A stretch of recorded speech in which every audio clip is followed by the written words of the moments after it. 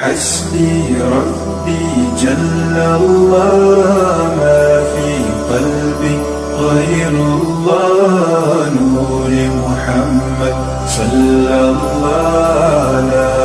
إله إلا الله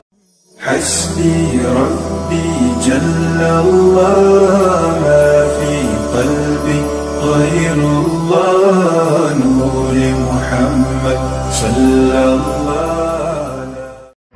السلام علیکم ورحمۃ اللہ وبرکاتہ.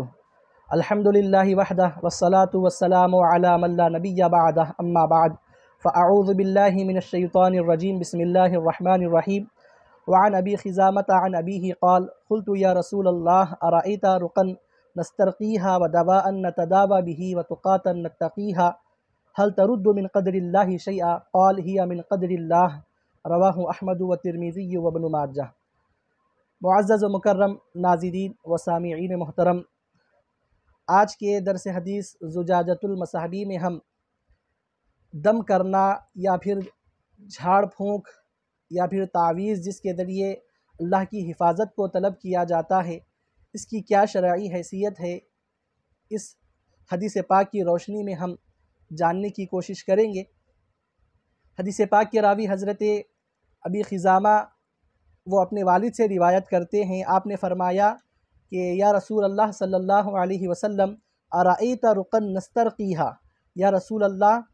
وہ منتر یعنی دعائیں جھاڑ پھونک جس کو ہم پڑھواتے ہیں، دم کرواتے ہیں، ودواء نتداوى به اور دوا جس کو ہم استعمال کرتے ہیں، وتقاتا نتقیہا اور حفاظت کی وہ چیزیں کہ جس کے ذریعے ہم اپنا بچاؤ کرتے ہیں. هل ترد من قدر اللہ شیئا، یا رسول اللہ صلی اللہ علیہ وسلم کیا یہ اللہ کی تقدیر کو دفع کر سکتی ہیں، اللہ کی تقدیر کو کیا یہ رد کر سکتی ہیں؟ تو آقا علیہ الصلوۃ والسلام نے جواب عنایت فرمایا ہی من قدر اللہ، یہ تمام چیزیں بھی اللہ کی تقدیر ہی سے ہیں. مطلب یہ ہے کہ اللہ رب العزت نے جب بیماری کو اللہ رب العزت نے نازل کیا ہے، تو پھر جب اللہ نے بیماری کسی بندے کے تقدیر میں رکھی ہے تو پھر اللہ رب العزت نے دوا کے ذریعے اس بیماری کو زائل کرنا بھی اللہ نے تقدیر میں لکھا ہے. اور اسی طرح آیات قرآنیہ کے ذریعے ہو یا پھر تعویذ کے ذریعے ہو یا پھر مخصوص اعمال، مخصوص اوراد و وظائف کہ جس کے ذریعے ہم شفا حاصل کرتے ہیں، یہ بھی اللہ ہی کی تقدیر سے ہے. یعنی اللہ کی تقدیر کو یہ دفع کرنے والی چیز نہیں ہے، اللہ کی تقدیر کے خلاف نہیں ہے کہ ان چیزوں کے ذریعے ہم شفا طلب کریں، بلکہ یہ بھی اللہ ہی کی تقدیر سے ہیں. تو عزیزان محترم، معلوم کیا ہوا حدیث پاک کی روشنی میں کہ جو بزرگان دین سے، مشائخین سے یا پھر علماء سے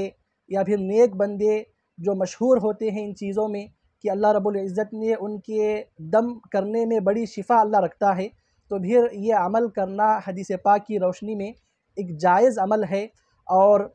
جھاڑ پھونک یا پھر دم کرانا، اس کے بارے میں آپ بنیادی بات یہ یاد رکھیں کہ جو دم کرایا جاتا ہے یا پھر تعویذ جو استعمال کی جاتی ہے، اس کے بارے میں شارحین نے یہ بتلایا، اور حضرت ملا علی قاری رحمۃ اللہ علیہ نے بھی آپ نے یہ لکھا ہے اس حدیث پاک کی شرح میں کہ وہ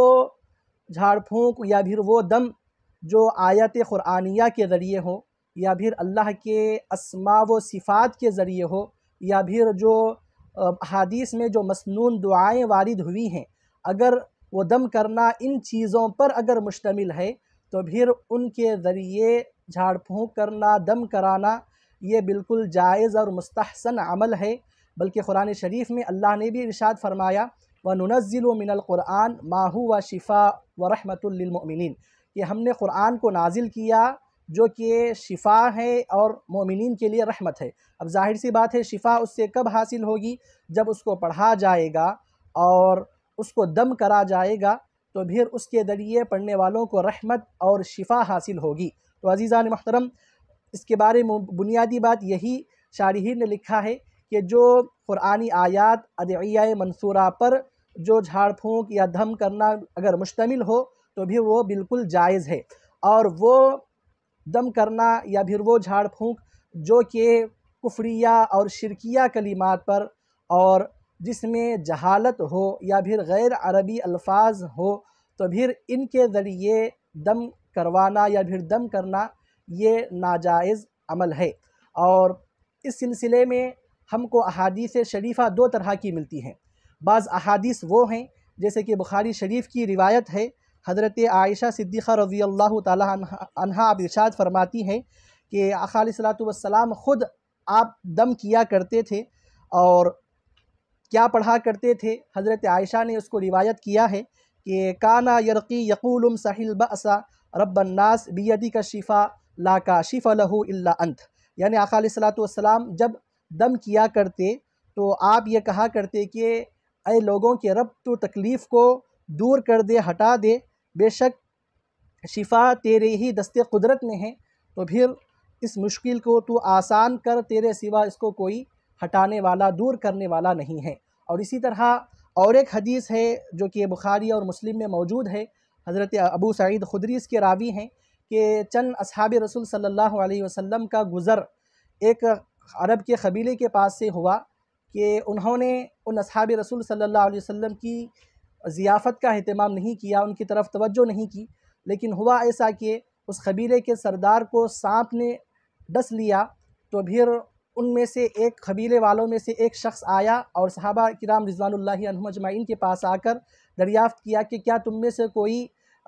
دوا کرنے والا یا پھر دم کرنے والا ہے؟ تو انہوں نے کہا کہ ہم ایک شرط پر یہ سنا دم کریں گے کہ تم ہم کو بکریوں میں سے کچھ حصہ عطا کر دو، دے دو۔ تو انہوں نے کہا ٹھیک ہے، ہم بکریوں کا فلاں ریوڑ ہم تم کو جو سنا دے دیں گے۔ تو پھر ہوا یہ کہ وہ ایک صحابی رسول نے سورہ فاتحہ کو پڑھا اور دم کیا، اور وہ سانپ کا جو زہر ہے اس کا اثر زائل ہو گیا۔ پھر اس کے بعد وہ بکریوں کا ریوڑ صحابہ کرام کے حوالے کیا گیا، تو صحابہ کرام نے ان سے کہا کہ رکیے، ہم اسی وقت اس کو لیں گے کہ جب ہم حضور اکرم صلی اللہ علیہ وسلم سے دریافت کر لیں کہ یہ لینا ہمارے لیے جائز ہے یا نہیں۔ تو آقا علیہ الصلوۃ والسلام سے دریافت کیا گیا، تو آقا علیہ الصلوۃ والسلام نے ان کو اجازت بھی عنایت فرمائی اور یہ بھی فرمایا کہ میرا بھی حصہ اس میں سے تم نکالو۔ تو معلوم کیا ہوا ان دو احادیث کی روشنی میں کہ آقا علیہ الصلوۃ والسلام نے خود دم کیا، اور صحابہ کرام نے بھی جب یہ عمل کیا تو آقا علیہ الصلوۃ والسلام نے ان سے جو سنا ان کو منع نہیں کیا۔ تو پھر اس جیسی کثیر احادیث ہیں کہ جس کے ذریعے ہم کو معلوم ہوتا ہے کہ جھاڑ پھونک یا پھر دم کرانا یہ عمل جائز ہے۔ اور بعض روایتیں وہ ہیں کہ جن میں جو سنا اس کی ممانعت کی طرف ہم کو رہنمائی ملتی ہے، جیسے کہ آقا علیہ الصلوۃ والسلام کا ہی یہ قول ہے ما توکل من استرقا، کہ اللہ کے اوپر توکل نہیں کیا وہ شخص کہ جس نے جھاڑ پھونک کیا، دم کروایا۔ تو پھر ان دو احادیث کے شریفہ کے درمیان علماء نے، شارحین نے تطبیق کی ہے، وہ اس طرح کہ وہ جھاڑ پھونک یا پھر وہ دم کرنا کہ جو آیت قرآنیہ اور ادعیہ منثورہ پر مشتمل ہو، تو پھر وہ بالکل جائز اور مستحسن عمل ہے، اور وہ جو کہ کفریہ شرکیہ کلمات پر مشتمل ہو تو پھر وہ ناجائز، ممنوع اور حرام ہے۔ تو عزیزان محترم، اس طرح ان دونوں کے درمیان علماء کرام نے تطبیق دی، تو لہذا معلوم کیا ہوا کہ دم کروانا بزرگان دین کے ذریعے، آیات قرآنیہ کے ذریعے کیا ہے، ان سے شفا حاصل کرنا یہ ایک جائز عمل ہے۔ اور یاد رکھیں کہ اس کے اندر بھی اثر دینے والی ذات یہ اللہ رب العزت ہی کی ہے، یعنی مؤثر حقیقی اللہ رب العزت ہے۔ ہم پڑھ کر، دوا کھا کر ہم یہ اعتقاد رکھتے ہیں کہ اللہ رب العزت اس کے ذریعے ہم کو شفا عطا کرے گا، تو معلوم ہوا دوا ہو یا پھر دعا ہو، یہ حقیقت میں مؤثر نہیں ہے، بلکہ مؤثر حقیقی اللہ رب العزت کی ذات ہے، بلکہ یہ سبب ہے اللہ رب العزت ان کے ذریعے بندوں کو شفا عطا فرماتا ہے۔ آئیے آگے کے حدیث شریف کی طرف ہم بڑھتے ہیں۔ وعن ابی ہریرہ رضی اللہ عنہ قال خرج علینا رسول اللہ صلی اللہ علیہ وسلم ونحن نتنازع فی القدر فغضب حتى احمر وجهه حتى كأنما خفي في وجنتيه حب الرمان فقال ابی هذا امرتم ام بهذا ارسلت الیکم انما هلك من كان قبلكم حين تنازعوا في هذا الامر عزمت علیکم اللہ تنازعوا فیہ، رواہ الترمذی۔ حضرت ابو ہریرہ رضی اللہ عنہ حدیث پاک کے راوی ہیں، آپ فرماتے ہیں کہ ایک مرتبہ اللہ کے رسول صلی اللہ علیہ وسلم ہمارے پاس تشریف لے آئے، جب کہ ہم تقدیر کے بارے میں ہم بحث و مباحثہ کر رہے تھے کہ اگر اللہ نے تقدیر میں لکھ ہی دیا ہے کہ کس کو جنت میں جانا ہے، کس کو دوزخ میں جانا ہے، تو پھر عمل کر کر کیا فائدہ ہوگا، جیسے کہ گزشتہ احادیث میں بیان کیا گیا۔ تو اس طریقے کی بحث ہمارے درمیان ہو رہی تھی، تو آقا علیہ الصلوۃ والسلام ہمارے پاس تشریف لے آئے، فغضب حتی احمر وجہہ، تو آقا علیہ الصلوۃ والسلام اس بحث کو سن کر آقا علیہ الصلوۃ والسلام غضبناک ہوئے، یہاں تک کہ آپ کا چہرے مبارک سرخ ہو گیا، حتیٰ کأنما خفی فی وجنتہ حب الرمان، گویا کہ ایسا معلوم ہو رہا تھا کہ آقا علیہ الصلوۃ والسلام کے مبارک رخساروں پر انار کے دانوں کو نچوڑ دیا گیا ہے، یعنی اتنا آپ غضبناک ہوئے، غضب کی حالت میں آپ آئے، کیونکہ صحابہ کرام کو آپ نے تقدیر کے بارے میں بحث کرتے ہوئے آپ نے دیکھا تھا۔ تو عزیزان محترم، معلوم ہوا کہ تقدیر ایسی چیز ہے کہ جس میں بحث کرنا یہ اہل ایمان کو جائز نہیں ہے، کیونکہ انہی میں بحث کر کر جیسے کہ معلوم ہوتا ہے کہ یہود و نصارہ کی جماعتیں اور دیگر اس سے پہلے کی جو امتیں تھیں، قضاء و قدر میں انہوں نے بحث کی تو پھر وہ ایمان سے ہاتھ دھو بیٹھے اور انہوں نے اپنے ایمان کو برباد کر لیا۔ تو آقا علیہ الصلوۃ والسلام کا یہ جو غصہ تھا بالکل جائز تھا، کیونکہ ایسا کام کہ جس کی وجہ سے ایمان کو نقصان پہنچتا ہے تو پھر اس پر آقا علیہ الصلوۃ والسلام نے اپنے غضب کا اظہار کیا۔ اور آقا علیہ الصلوۃ والسلام نے یہ ارشاد فرمایا، ابھٰذا امرتم، کیا تم کو اس چیز کا حکم دیا گیا ہے کہ تم تقدیر میں بحث کرتے بیٹھو؟ ام بہٰذا ارسلت الیکم، یا پھر مجھے اس چیز کو دے کر تمہارے پاس مبعوث کیا گیا ہے، یعنی تم تقدیر میں تمہارا نزاع ہو، کیا مجھے یہ چیز دے کر تم کو سکھلانے کے لیے مجھے بھیجا گیا ہے؟ انما ہلک من کان قبلکم،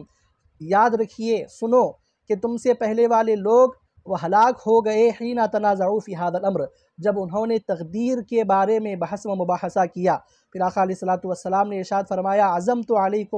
علیکم، میں تم کو قسم دیتا ہوں کہ تم اللہ تنازعوا فیہ، کہ تم تقدیر کے بارے میں تم بحث نہیں کرو گے۔ تو عزیزان محترم، معلوم کیا ہوا، یہود و نصارہ کی جو جماعتیں تھیں وہ اور دیگر جو امتی تھی، امت محمدیہ سے پہلے، انہوں نے قضاء و قدر میں بہت ساری بحثیں کی اور ایمان کو وہ کھو بیٹھے اور عذاب الہی ان پر آ گیا۔ تو آقا علیہ الصلوۃ والسلام اپنی امت کو ہلاکت اور بربادی سے آپ بچانا چاہتے تھے اور ہلاکت کی طرف لے جانے والی چیزوں سے آپ روکنا چاہتے تھے۔ تو معلوم ہوا کہ جو چیزیں نقصان دینے والی ہیں، تو پھر جو بڑے اور بزرگ ہوتے ہیں ان نقصان دینے والی چیزوں سے روکنے کے لیے ان کا حالت غضب میں آنا، غضب کا اظہار کرنا ان کا جائز ہوتا ہے۔ تو عزیزان محترم، یہ چند ضروری باتیں آپ حضرات کے گوشِ گزار کی گئی۔ آخر میں اللہ کی بارگاہ میں دعا ہے، مولا کریم ہم کو احادیث شریفہ کو صحیح معنی میں سمجھنے، اس پر عمل کرنے کی توفیق عنایت فرما، آمین، وما علینا الا البلاغ۔